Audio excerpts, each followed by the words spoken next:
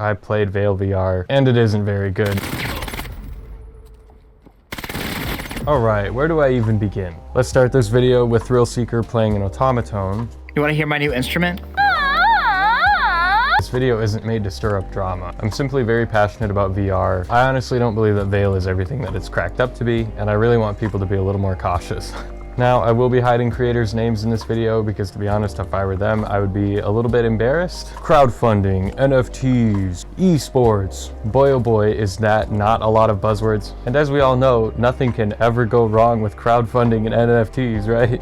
AxeLab crowdfunded over $1 million to jumpstart this new immersive VR esports shooter. I have not taken any money from AxeLab, and when I say I don't like the game and I don't believe in it, I mean it. So I said screw it. I took part in the event. 200 of us sat in a Discord call for about 20 minutes while Thrill Seeker played an automaton and an angry developer moved us all manually into game rooms. And I do just want to say this moderator was so annoyed. I was laughing my ass off the whole time. Here's some of the funniest sound clips. Hey, yo. Oh, shit. I'm actually up here. Stage, please stay quiet. I don't have my VR with me right now. Can we play it later? Oh, yeah, I guess so. 5, 6, 7. We'll send one more person over there. No, bud. Sorry. Okay, let's cut to the chase.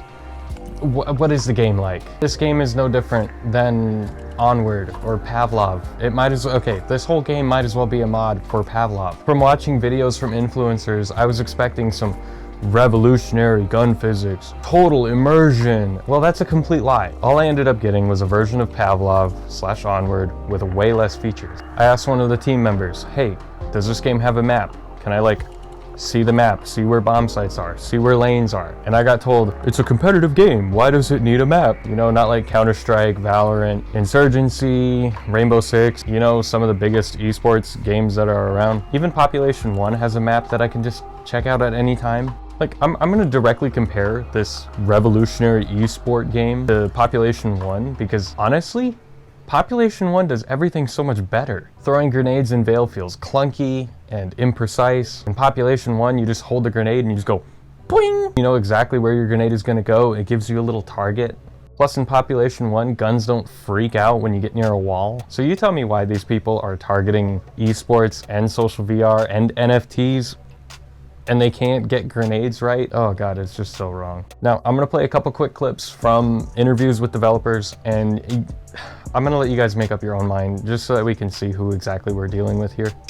I just want to say that animation is something we care about very much. I reopen Alex every so often to try to learn from it because I do think Valve is overall a brilliant company. And opening up Alex, I was just reminded what we're doing is crazy because in Alex, you just got 2 tomato hands or potato hands or hands, whatever you want to call them, floating hands, right? We want so much more and we're doing so much more that Valve with Alex didn't even bother trying to do. They were like, screw that, that's gonna take too long. It's too crazy. It is crazy. Now what he talks about in this video is inverse kinematics. We've had this in VR chat for a long time. We've had this in Onward. We've had this in Pavlov for a very long time. This isn't the future. This isn't a revolution. We've had all of this technology for literal years. Valve didn't go through the whole process of making inverse kinematics for Half-Life Alyx because they know what's important in a single player game. Nobody is sitting there in Half-Life Alyx staring at their forearms going, oh man, I really wish I could have a forearm in this fucking single player game when these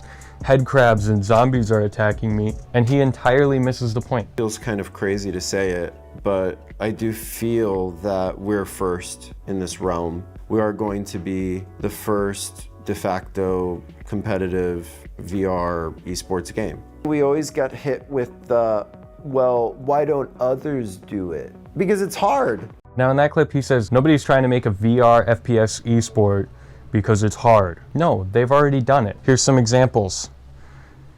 And some more examples. If VR was ready for esports, we would have already had it by now. The reason why those games didn't catch on is that there simply is not a market for VR esports. It's very easy to sit down at your computer launch Counter-Strike, and play some games with your friends. Comparatively, it's a huge ask to have somebody clear up a bunch of space, spend a ton of money on a gaming computer, set up base stations, strap a screen to their face, and then hop into a VR competitive FPS where you have to stand the whole time, otherwise you're at a tactical disadvantage. I love VR, it's great technology, and I care about the future of VR, and especially those who actually use it. But at the end of the day, it's just a screen attached to your face. PC VR doesn't have a ton of hardcore FPS players in it, and now they're trying to build a game entirely around it, and they think somehow that makes business sense. Crowdfunded, NFTs, paid promotions from a ton of social media influencers. Have we not learned our lesson? This game is still no different from Onward, Pavlov, Zero Caliber, Contractors. If you can't tell, this shit bugs me. This isn't the future of VR. This isn't what we want. We don't want NFTs. And the really disappointing thing to me is that Vail just seems so hollow. It's an empty hype train selling tickets to nowhere,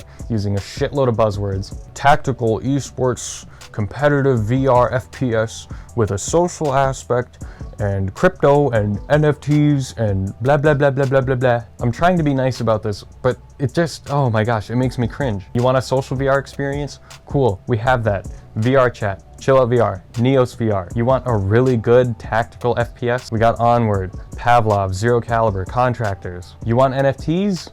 Okay, well, we don't have those, and there's a reason for that. It's not what we want. I can't ethically say that Vail is good for VR. The developers of Vail are focusing on esports money, betting, NFTs, crypto, crowdsourcing, to try and brute force a market into existence. I really do wish the developers the best, but I can't sit here and lie to the people watching that this is going to be great for VR, or that this is revolutionary. On this channel, you're always going to get pure opinions.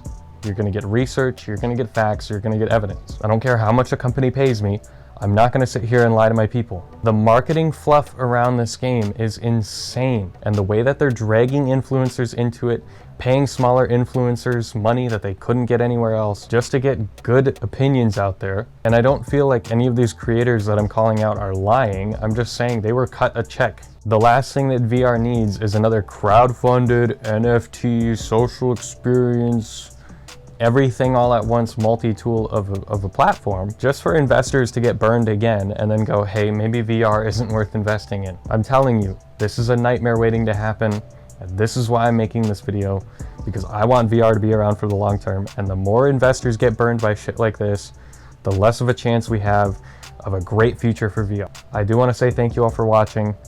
I'm sorry that this video had to be so dramatic and be out there, but Vail leaves a bad taste in my mouth. This game is just, it stands for all of the wrong things,